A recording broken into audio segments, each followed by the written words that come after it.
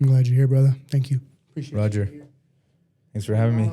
Milo Gutierrez, Deorum Boxing, based out of Bluffdale, Utah. 3-time Golden Gloves? State champ. State champ. Yeah, and then 2-time regional. West Coast region. Rocky Mountain. Region. So that would cover Utah, Idaho, Wyoming, Montana. And then from there you go to nationals. What years were you in Golden Gloves? 2016, 17, and 18. And every year you competed, you won? Except my first year. How far did you get your first year? I got to the finals. Amazing. First year. And then next year you come back and take the Golden Gloves. Yeah. You got to understand, dude, for me, that's kind of a big deal because not everybody's out there achieving something like that. I mean, it's one of the highest feats in boxing for amateur boxing. What kind of person does it take to get to that level of thinking? I know it's a loaded question, but give me an idea of where your mindset was at the time. That time, I don't know, I was just every day, man. Every day I wake up, I just working hard, towards something I want to accomplish, right? I write everything down, so I remember just writing that down and checking it off and seeing it the years, after, and I'm like, wow,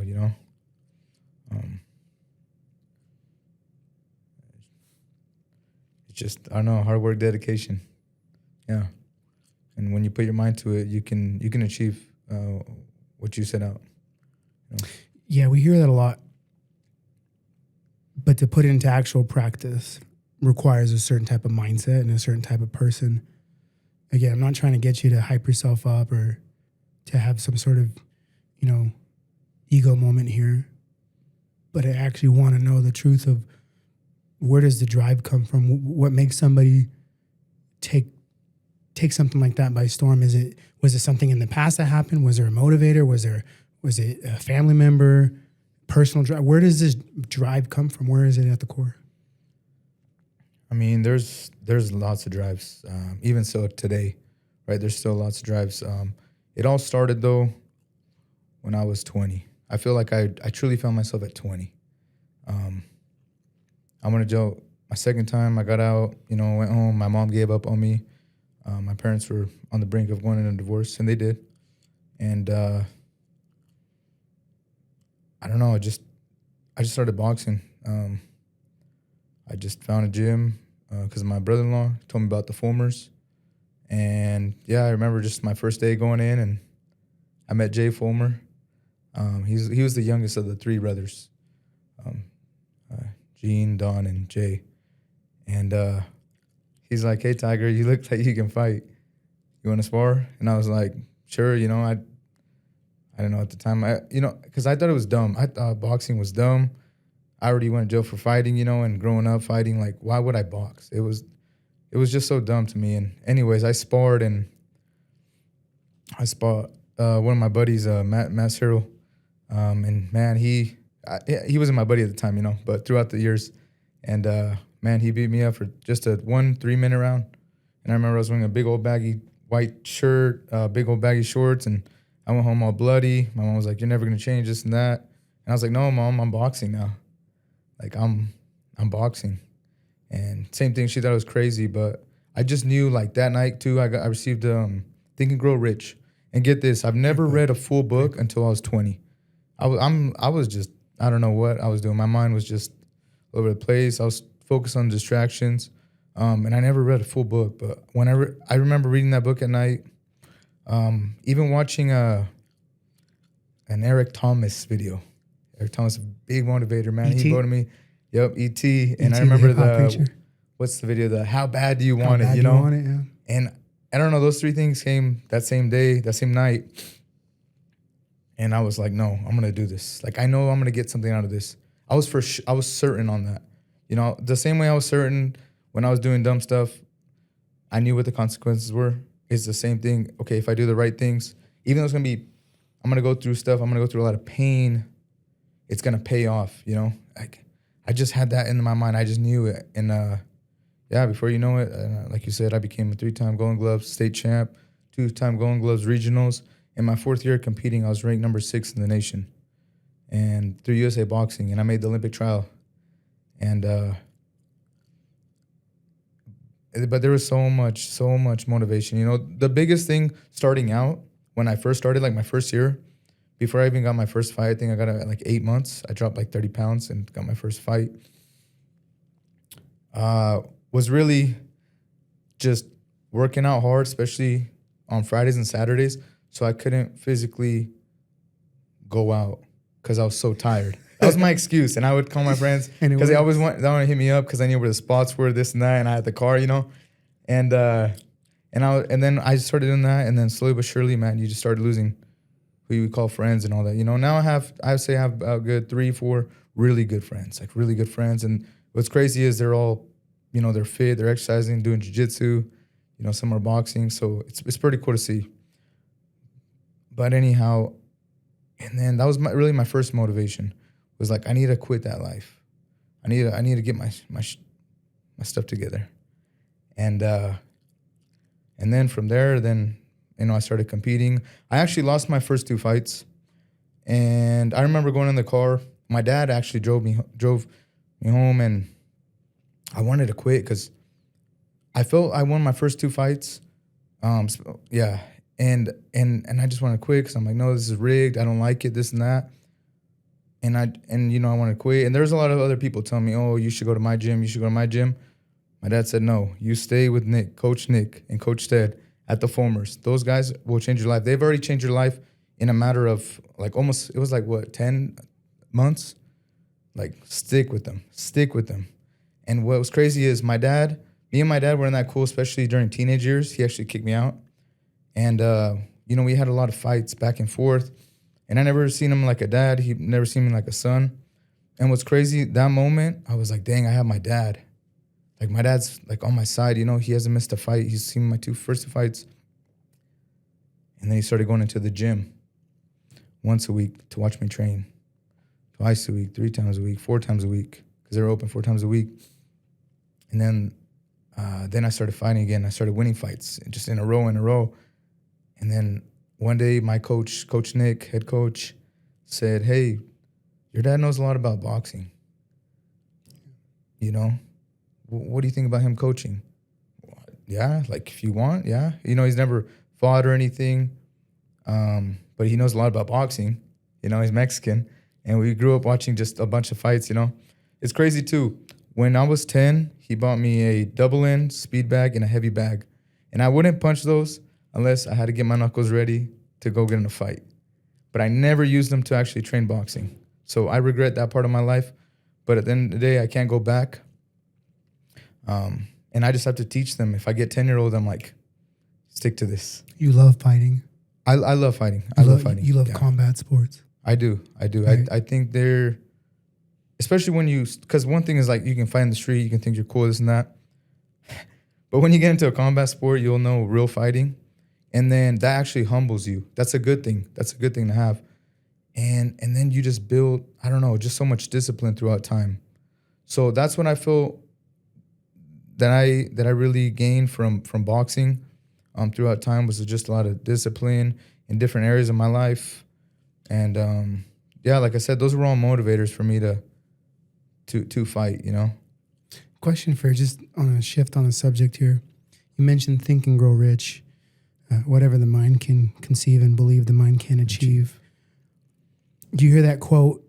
And then on the other side, I hear you talking about having a double-end bag and a bunch of stuff, fighting at 10 years old. And I see that the warrior mindset's already built into you. How does a warrior come across something like Think and Grow Rich and apply it to not only combat sports, but also to the business world? Yeah, so for the business world, so I boxed until 2020. You know, everything shut down. I remember I was supposed to fight on a Saturday. On Tuesday, they told me, hey, you're not going to fight. Everything shut down. And that was actually my last day at Vasa too. So I was at Vasa for 4 years. So not only did I start getting into boxing at 20, I started getting into fitness too, because I love fitness. And I did it for 4 years. I trained. I loved it. Loved changing people's lives. I actually did a physique show too after one of my Golden Gloves tournaments. And then right after that, I did a triathlon, with my wife. And I don't know, it's just something about pushing yourself. It's just motivating. Like, and now, especially in the business world, I started it about 4.5 years ago. I was renting out of a gym for about 4 months. Then we had to leave, go to a park for about 5 months, and we were just kind of in a shift of getting a gym, buying a home. We actually bought a home, made the garage into our gym, and we were there for 2 years. And then after that, then we finally found a spot that I was been looking for in Bluffdale. I'm like, finally, and yeah, we were there for about 6 months. Then we expanded, and then a year later, here we are. So I don't know. I just feel, whatever the mind can believe, the mind can achieve. So. Well, you did that in less than a year. You went from being in jail.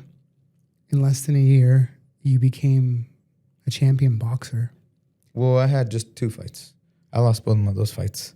So maybe not necessarily a champion boxer. I appreciate the humility. But So you got to understand, to the average person, right? No, it takes a lot of balls to get up in that ring. Thank you.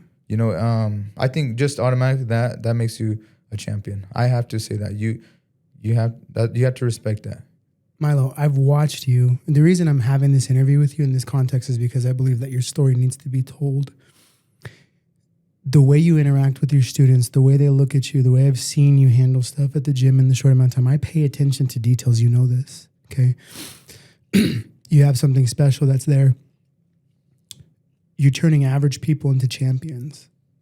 There's something different. There's gyms all over this valley. Why is your gym happen to be the one that's able to do that? I see it happening. I'm not making this up. This is not hype. I've seen it.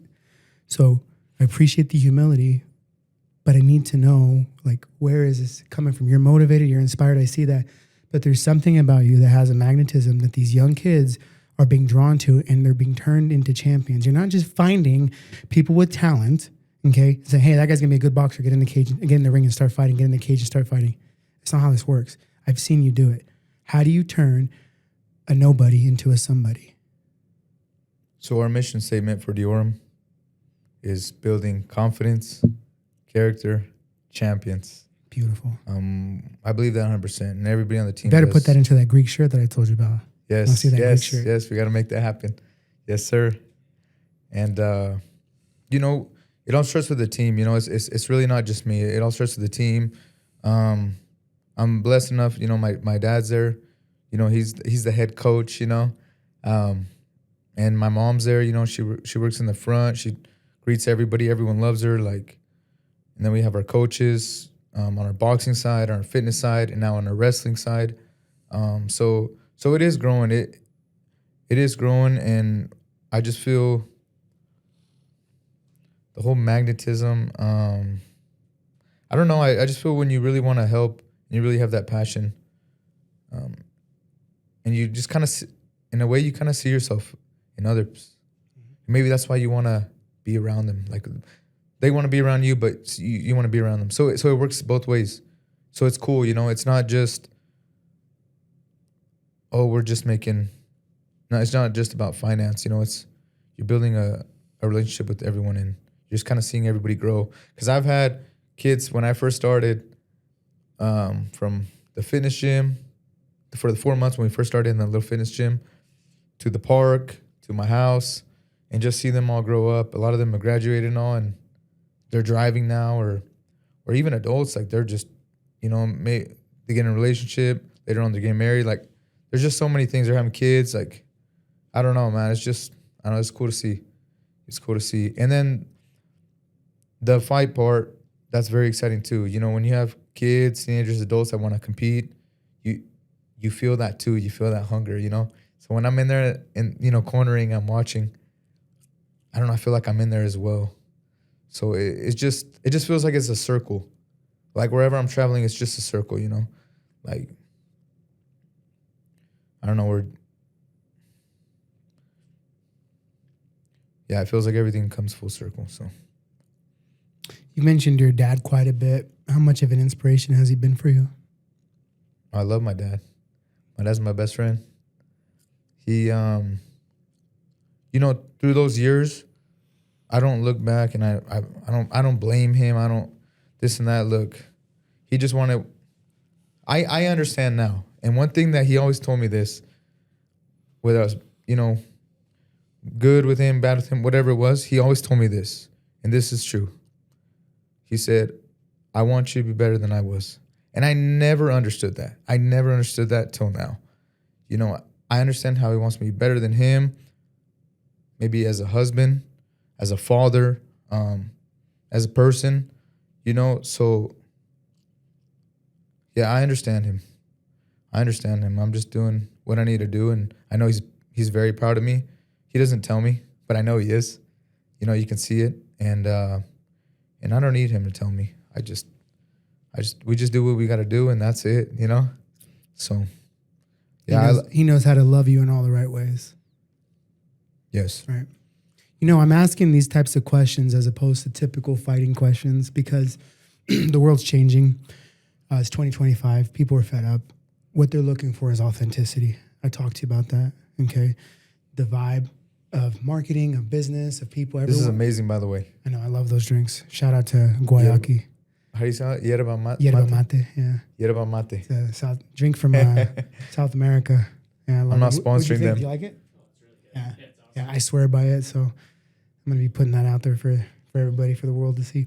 But anyway, back to what I was saying is I ask these questions because that's what the world's looking for these days. They want authentic people. There's a reason why podcasts are blowing up is they want to hear conversations that you would hear in a coffee shop between two people and you're bored and you look over your shoulder and you go, man, I wish I was a part of that conversation. It's a form of eavesdropping. Not everybody. This is a really cool platform, by the way. Thanks, Travis. Yeah, thank you, Travis. It's awesome. I'm excited Travis for the next. Invite me on the next one. I want to see. Yeah. Shout out to Vox Studios. Are we in Vox Studios? Studios. Yeah. Shout out. Same.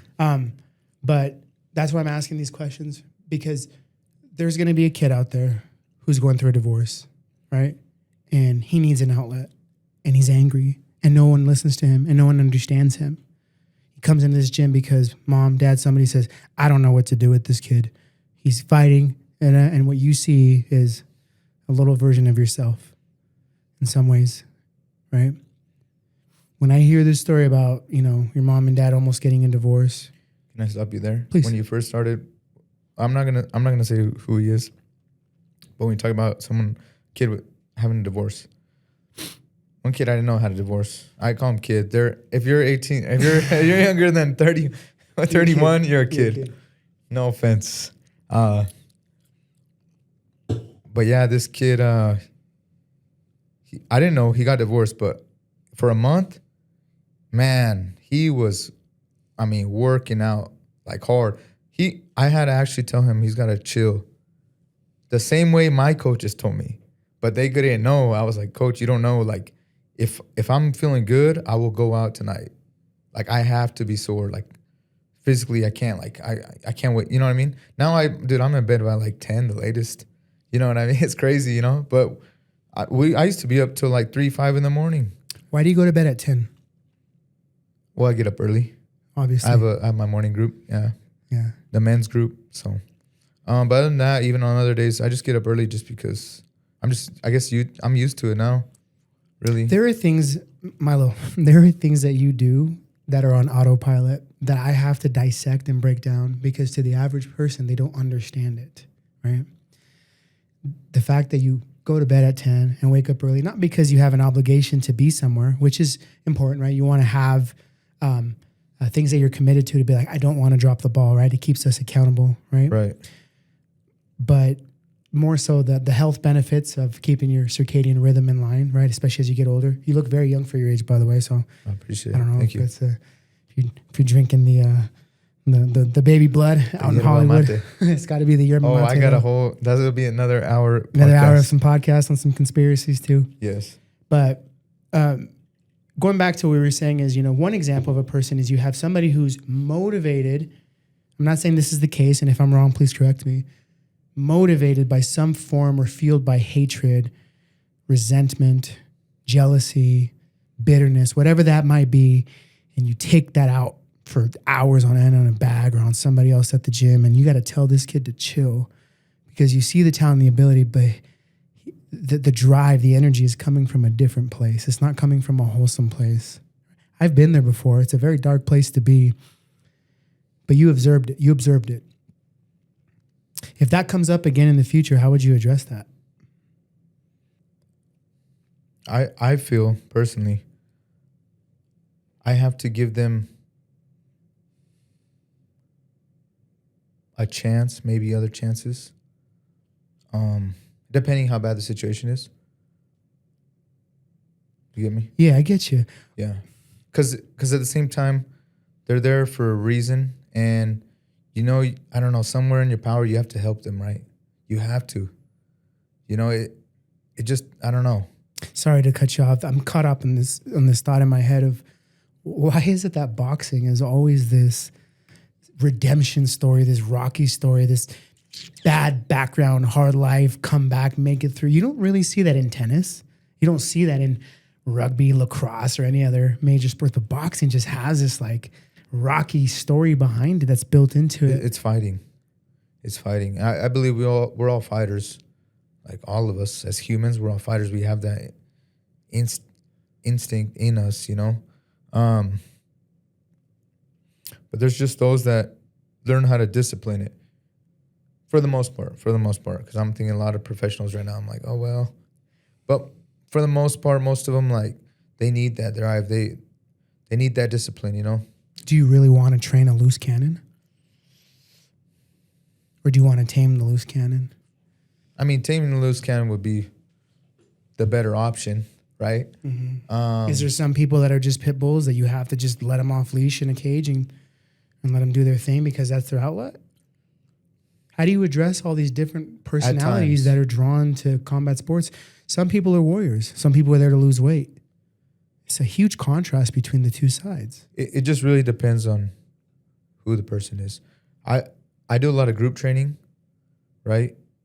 And I know that when they pair up, they're kind of pairing up within their group, right? I'm glad you observed that to see who pairs up with each other in class, right? Fighters with fighters. And then from there, then at times you can start breaking them down individually, you know, but you got to give them a chance as a group, you know, because in a way they're a group of warriors. I know boxing's like, it's only like your one man sport, right? But at the same time, you still have sparring partners, you still have training partners. So at the same time, it's not true. I was told this when I first made Deorum. I was gonna go with these guys. They knew I want to train fighters. They wanted to do more fitness, like that kind of studio stuff. I was like, you can do both. They didn't believe me, but I'm like, okay, well, I guess I'll just do both. And it's very successful because you can have both in the gym. You can literally have both in the gym. You just know your fighter's going to put more into, or maybe on other days you're going to train them more solo or within the fighting group, you know? But I just feel that might be what makes our gym so unique is we just know how to handle certain situations. And that's not just me, but that's just the other coaches as well. Certain situations. Like maybe if I'm not there, someone else could handle a certain situation. Obviously, they report it back to me, you know, because that's just what they do. Give me an example of what somebody might go through if they're new to boxing, maybe in a social environment, and you're not there. What do you think would happen? They would get confused. Somebody else would coach them. They'd work with somebody. Would they get hurt in sparring? What are some things that run by your mind as a coach in those situations? So number one, if they're working with my dad, I know they're going to get pushed. They're going to be like, dang, this guy pushes me. Oh, I know. Oh, that's your dad? Yes, that's my dad. I'm not like my dad as far as training. He's definitely more like old school, like harder on him, pushing him. But I know what he wants. He wants the best out of you, you know? That's his way to translate it. Me, I'm a little bit more chill. I like to work more on technique because I believe in hit and don't get hit. All my fights, I went forward. I was just a brawler. I was just there to bang, bang. You know, now when I became a coach, I'm more on my back foot. I'm around the ropes. I'm moving around, you know, because it's hit and don't get hit. And I'm like, dang, if I could have had this when I was fighting, I would have knocked old Milo out, you know. It would have been easy work. And so it just, I don't know, it just depends. You know, we have Coach Jay there too. They look at her, they're like, oh, and I don't want to put this in my way. she knows what I'm talking about. But she's a woman, but she pushes all the guys, everyone in the gym, and they're like, dang, they respect her and they train with her. See, so we have that too, you know.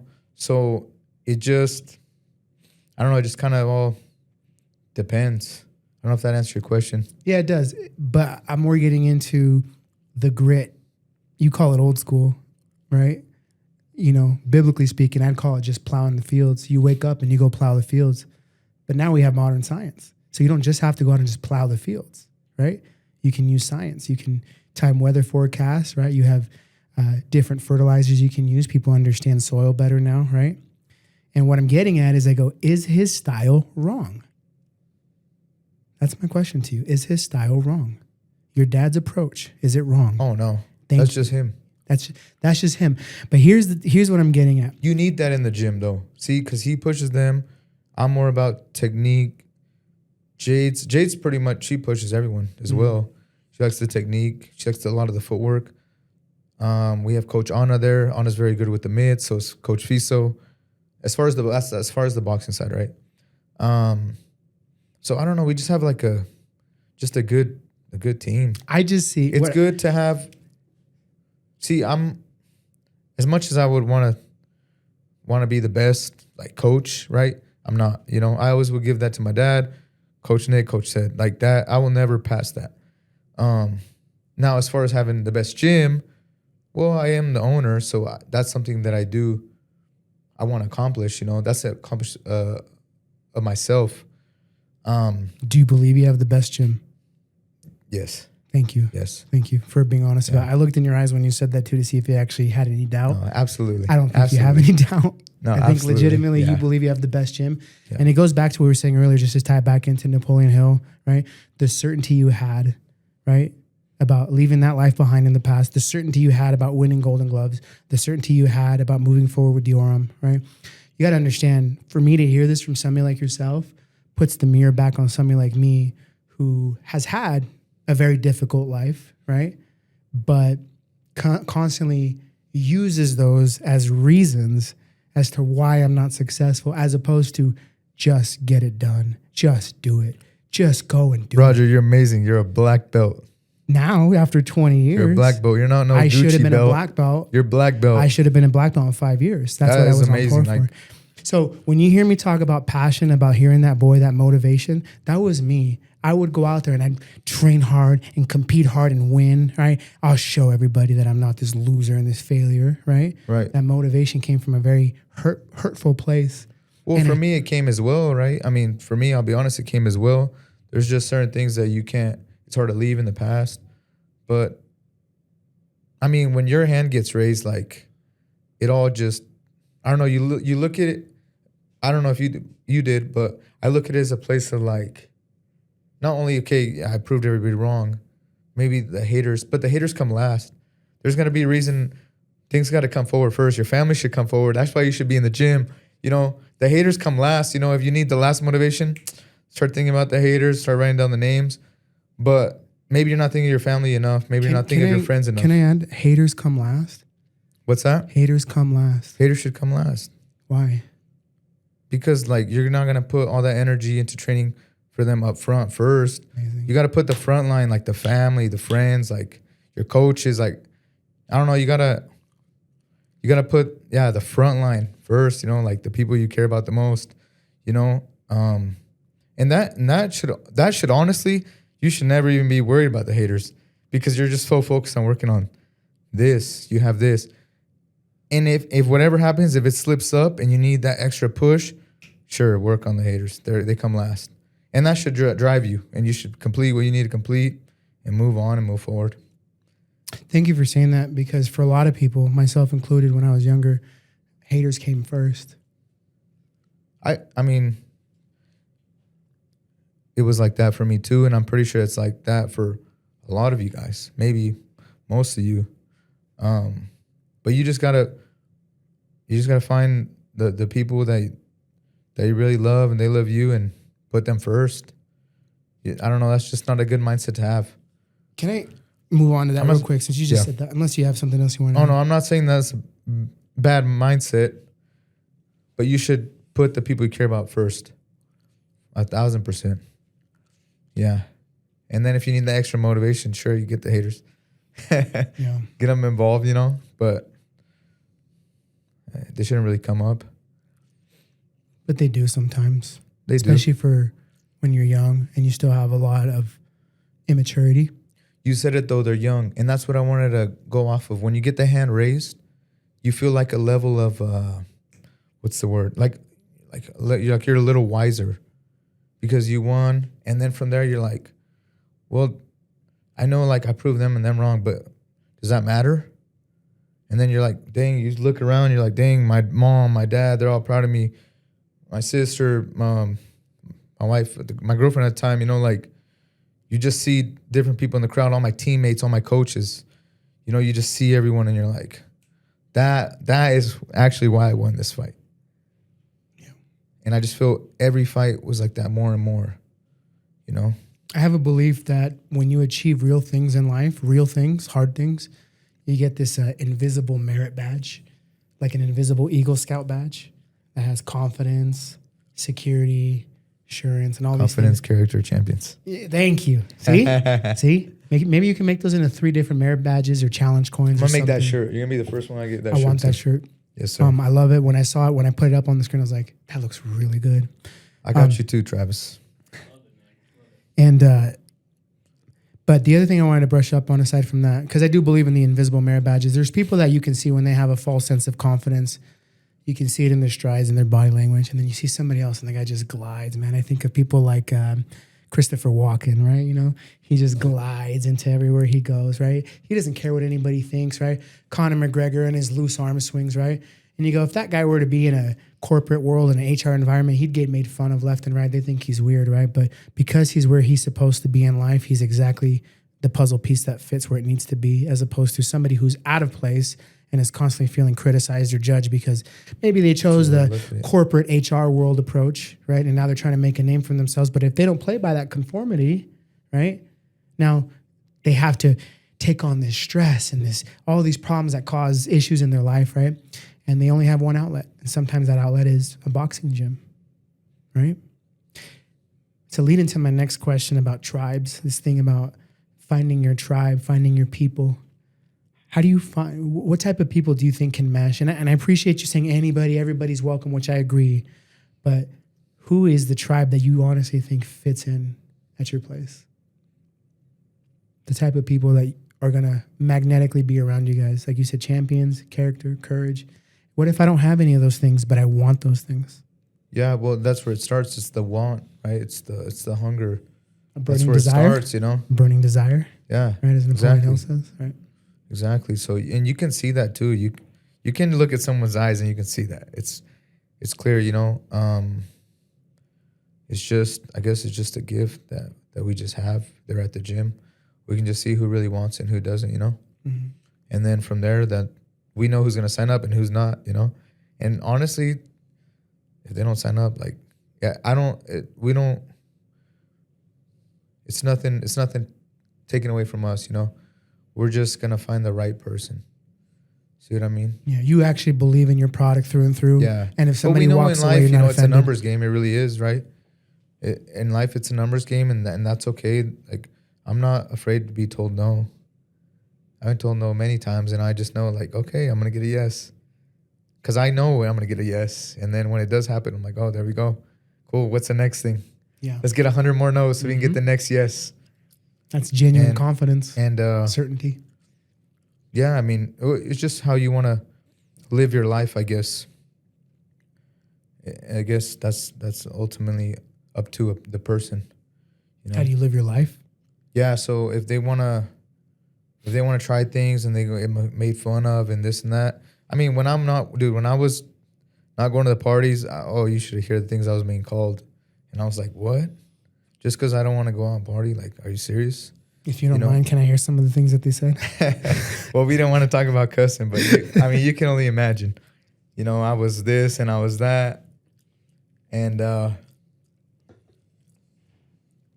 just like, all right, wow. Like, you know what I mean? Then you see people's true character. Did it bother you at all when they said it? I mean, yes, because some of those people could be close to you. Others don't I don't know. I just don't think their opinion should matter. But no, because I was ready to go train. I was just more looking at, I'm going to go train. I'm going to go train. And then there's these little, things in the way, but I have to get through, right? So it's you have to face them. You have to get on the phone. You have to hear it. Okay, cool, this and that. But then you're going to go train. Does that make sense? So I feel everything that you're going to get through, there's just kind of an up and down battle. But even if it's a simple phone call you have to do, I just think just being responsibility, I think, is one. Taking responsibility, hey, I'm going to take responsibility. I'm going to answer this phone. I'm going to let them know what's up. And I'm going to hang up because I'm going to go train the next day. That's just a simple way to put it. Yeah. Some people don't want to they avoid the phone.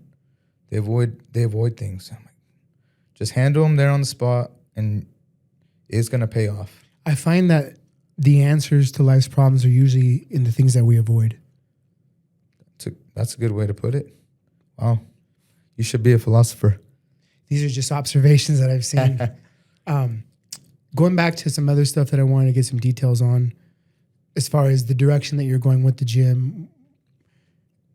Again, tying it back into Napoleon Hill, having a definite chief aim, a definite purpose in life. Sounds like you found that early on. You were very sure of yourself. And because of that, it sounds like all the obstacles and the distractions kind of fell away. And when you do see an obstacle, time. Yeah, with time. With time. Yeah. Right. So and that's one thing you got to realize too. You have time. We have time. You know what I mean? We don't.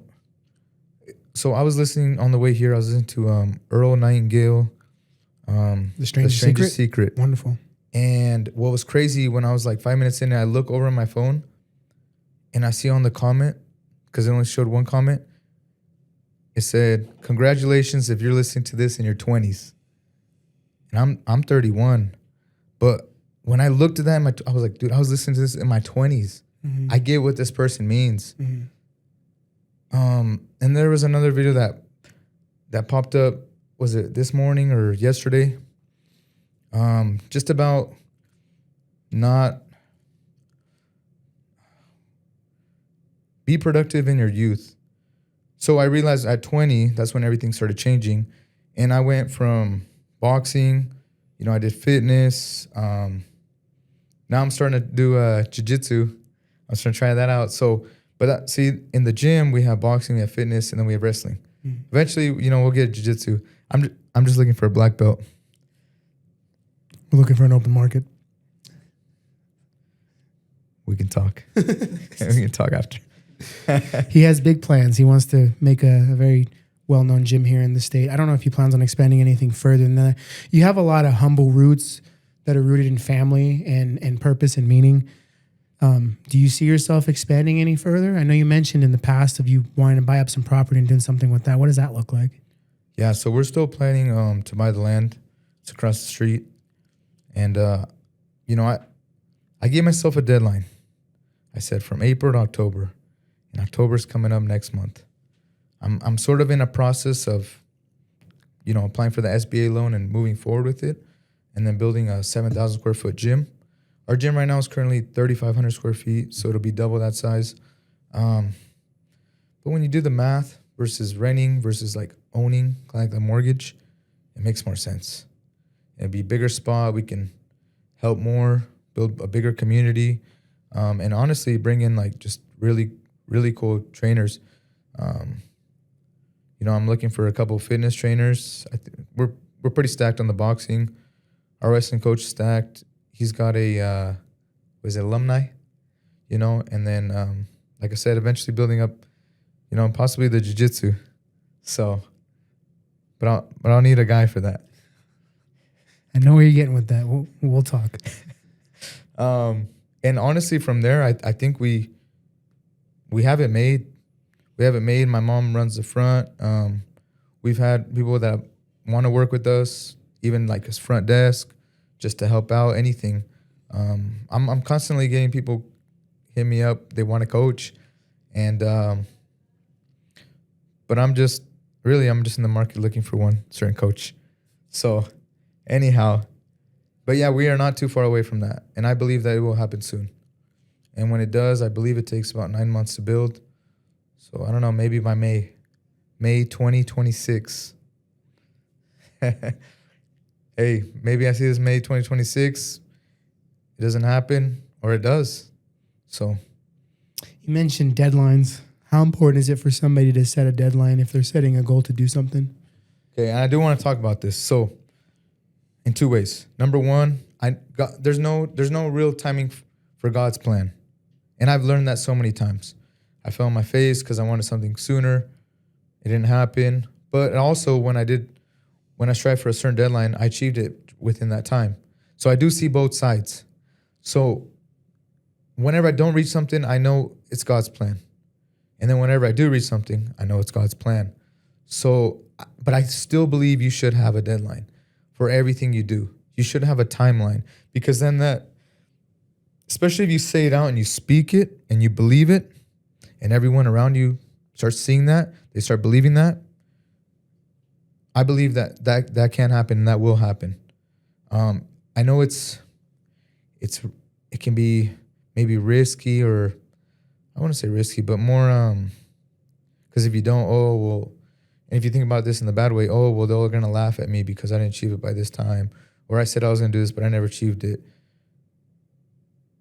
But I believe you're confident enough to speak it, and you believe it, and others also speak and believe it. I don't know, it just will happen.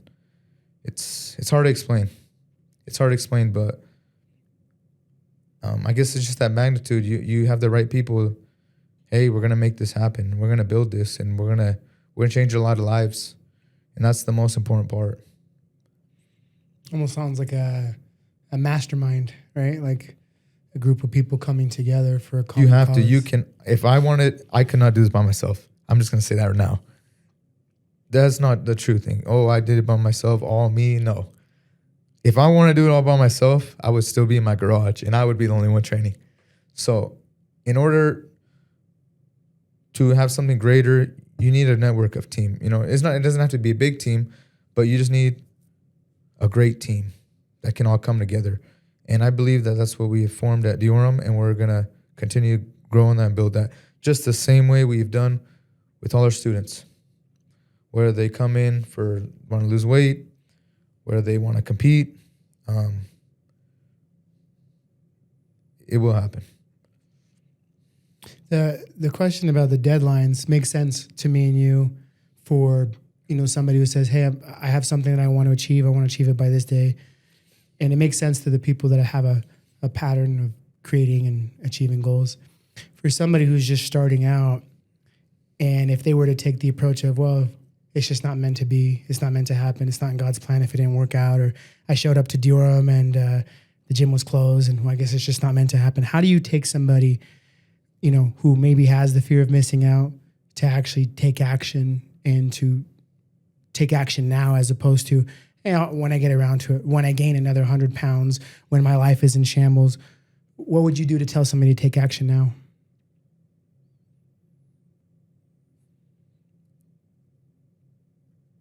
If you don't do it now, then you're just never going to do it. And I'll just be honest with you right now. That's heavy. Can you elaborate on that? Because that's really heavy to say if you don't do it now, it's never going to happen, as opposed to... Yeah, just like anything in your life that has never happened because you never did it now, it's going to be the same. And it's just going to keep repeating and repeating and repeating. Earlier you said you have time, though. So we have time, but you got to do it now. You have time, but you don't, right? And that's where the deadlines come in, right? Because you do have time, but you have a deadline too. You can only be an athlete for a certain time. So if you want to be an athlete, you better do it now. Yes. You know what I mean? Like, if you want to lose 100 pounds, you better do it now, because then you're going to have to lose 200 pounds. And then by that time, it's too late. It's just too late. It's just, so you do have time, but you don't. I don't mean to contradict, but I mean to narrow both sides down. It's not a contradiction. I know exactly what you mean. You have to narrow both sides down, right? You have time, but you have a deadline. We have time. And you have to... Can I tell you? We have time, I believe, is for the people that go, I give up. I've tried everything. I quit. And I go, dude, it's not over. You have time. As opposed to the people that have made ruins out of their life and say, hey, brother, what you've chosen to do collectively with your time has compounded into this. You're not going to be an athlete. You need to lose the 100 pounds because you might be facing a heart attack. Now, when you lose the 100 pounds, maybe something else might change, right? So setting realistic goals, right? I've heard them also be called SMART goals before too. Smart, yeah. Do you have maybe a pattern that's maybe built into your system that you would walk students through, maybe even unconsciously? Is there a way that you funnel them through your training program where they build confidence, courage, and become champions without even realizing it? It's just, it's a process, but it's an everyday thing too. So they just see it every day. They just see it every day, consistently changing, getting better. Even on days when they spar and they might get their ass kicked. Like, those days are important too. Those days are actually one of the most important, especially if you're working hard and trying. Now, I've told some of my students this, and I will say this again. If you're sparring and you get your ass kicked and you're crying, but I know you've been messing around and all, I can't feel bad for you. Now, if you're sparring, you got your ass kicked and you've been working hard and you're crying, I might cry right next to you, because I've been there. I've been there hundreds of times. It's blood, sweat, and tears. Like, if you're putting in the work and you didn't achieve it and you're crying because you feel it, that's real pain. That's some pain right there, because you feel that. That's different pain, Crying, get your ass kicked because you haven't been training, this and that. I can't even comprehend it on the other side. Like, mentally, I can't even just think of myself like, oh, I got my ass kicked, but I wasn't training hard, or I wasn't even trying. I was just messing around. Like, I don't get that. I don't understand that, So it's interesting to see how on one side, the guy who's out training gets his ass kicked and then comes back crying. You can tell him what we just said. Hey, it's okay. We have time. As opposed to the other guy who's wasting his time, right? Gets in there, cries because he lost, and probably his ego, right? What he needs is an accountability check to say, hey, man, now you know where you need to be. If you're going to be playing at this level, this guy's going on the up and up. Okay? Get your act together. Is that not going to be the same thing that, in a different form, that you would say to the guy that needs to lose 100 pounds to say, you don't have time. We need to get your act together, take some accountability and make something happen. And then the other person, you say, hey, it's not over. We have time. You can meet both people at the same time, but one requires accountability and the other person requires, I believe, compassion, maybe even forgiveness, not being so hard on yourself. See, and I love that, because that's the mindset of a coach. I feel you're just a natural coach. Like, you just have that naturally here, And honestly, Roger, I'm telling you, like, when you help others out, man, it comes back to you in such a way that you can't even describe it. Like, yeah, I can. The law of reciprocity. Say that again. The law of reciprocity. Explain. What you put out into the world is what you're going to get back. It's just natural laws of the universe. I think, Milo, the reason I have to break this down like this is because it's so embedded into who you are. You're so authentic as a person. And again, this is not to feed your ego. It's just to say how rare it is to find something like that you don't even realize how much of your personality is embedded into the quality of the coaching that you do. It requires somebody more analytical like me, more pragmatic, to sit back and analyze, to be like, what is this guy doing at his gym that is so effective? He has a story, a real story that he can connect with people on. He has the achievement to back it up. And then he has the track record of being able to put that into a formula, into practice, right? To do the same thing that can be duplicated to other people. Again, all glory to God. And, you're very blessed, right? But for the average person who's going, what do I need to do to become this person? And they go, man, just give it time. Some people just want a step-by-step process. And I believe that's where I come in, where I can be like, hey, this person needs this answer. Go here. Hey, this person needs this answer. This person needs to be loved. This person is looking for training. This person is looking for friendship. This person needs a social environment. Everybody is coming to your gym for all these different reasons. Different reasons, yeah. Right? But yet we all come together for this one thing, this boxing thing, this combat sports thing that brings us all together, right? And I want to know, as we wrap up this meeting, I want to know, what is it about the gym? What is it about you? What is it about the program? What is it about the people? What is it about the ambiance of Deorum? Everything that Deorum encompasses to you. Now we're going to close it all together. That says this golden egg right here that encompasses Deorum and everything that's within it. What is it about this egg that's so special? I feel we just I don't know, we just have it all. We just have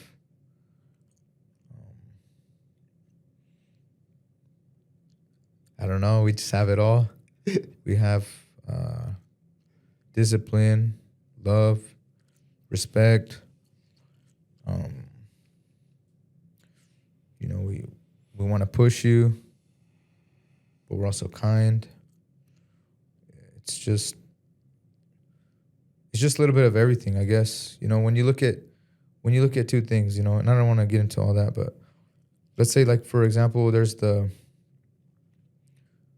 Republicans, the Democrats, right? I know it's, I'm gonna stay on topic. So we have both, right? But you have to look at both sides, and you have to be here. You shouldn't. I don't know. There's just too many favoritism. Oh, I'm gonna take this side. Oh, I'm gonna take this side. It's like, dude, this whole world's trying to divide us. Like, some people don't see that. So you kind of have to have a little bit of everything, and that's what will bring you back to that golden egg that here in the middle, you know, because you're gonna have a kid that's angry, and then you have a kid that's super nice. You know, the angry kid, they're like, oh, he's a a-hole, and the kind of kid, he's a, you know what? But that's not necessarily true, you know. It's just, you just gotta push this kid different, the kinder kid different, and you gotta push the angry kid different. But no matter what, they're gonna meet one thing in the end. They're different people, they're got different things to work on, but they're gonna meet one goal at the end, like you said, and that's the most important part. That's Deorum right there. That's just, it's hard to explain, unfortunately, but you just have to come in and find out. The last thing I wanted to say, I'm going to give you my answer of what I think it is. You broke what was inside of the egg. You broke down what was inside there. But the answer is it's authenticity, right? It's authentic. You can put two bars of gold next to each other, and only one of them's authentic. The other one's fool's gold, right? The difference between being right and almost right. Does that make sense? Right, yeah.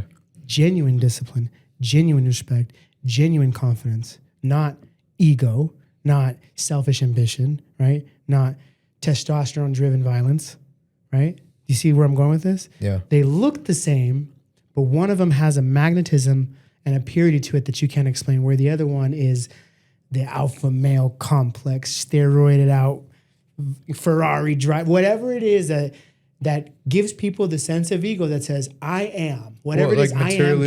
Whatever it is that you want to feel it, I am, you know. Oh, because I own this, I'm this, and blah, blah, blah. I get what you mean, yeah. Authentic. So that's what I want to close with. You are genuine, authentic. And that's what I'm trying to get out to the public so they can see what is going down at Deorum Boxing. Can you give me the address one more time and the location? I believe you're off of Bangerter and 2700 West right there by Worrell Park. 2796 West, 14,000 South, Bluffdale, Utah. We're right off of Bangerter, 2700 West. And then there's Wardle Fields Park, which we do train there as well. We do our runs and all. And it's been a great park. I love the city. I live in Riverton. I would love to move to Bluffdale one day, though. I love it. I mean, it's especially get some land, an acre or so. My in-laws, they have horses. They have about 6 horses. They actually bought my son a pony, my son and my daughter. I have 3 kids. The little one, they bought him too, but he's just too little. And I don't know. I'm from a city. I'm from Sacramento, California. So, like, I never grew up like that, you know. And then even over here, but my wife's side, she's more like laid back. She's opposite of me. And I think opposites attract. That's another thing. Opposites do attract. So you have an opposite, make it happen. Be smart. That's one thing I tell myself. Either I marry this woman or I don't. And I'm very blessed. We have 3 kids, beautiful kids. And but anyways, going back to it, I don't know. I just feel like Bluffdale is a great city to raise family, and I would love to even get horses and all that. Even though I'm not into that, I'm always in shorts. But hey, you know, we got to do what they love too. So, yep. I guess it's just a little bit of everything, right? Yeah. Where can we find you online? I don't have a website. But you do have a social media handle. I do have a social media handle, Deorum Boxing, on Instagram and Facebook as well. And how many followers do you have on Instagram? You got quite a few. On Instagram, yeah, we have over 5,000. Yeah. Not bad. Not bad, but wait until people start hearing about Deorum and what you guys are doing. Yeah. So thank you. I appreciate you being Roger, here. I Thank you. appreciate it, man. Thank you.